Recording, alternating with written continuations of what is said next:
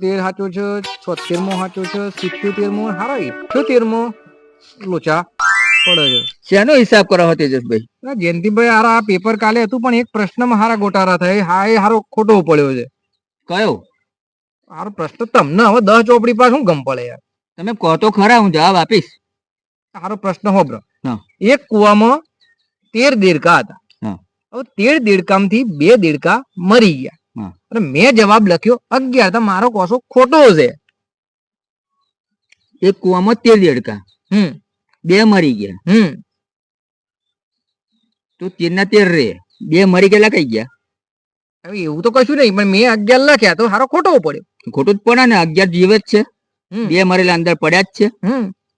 તો પછી 13 ના 13 અંદર રહ્યા ને.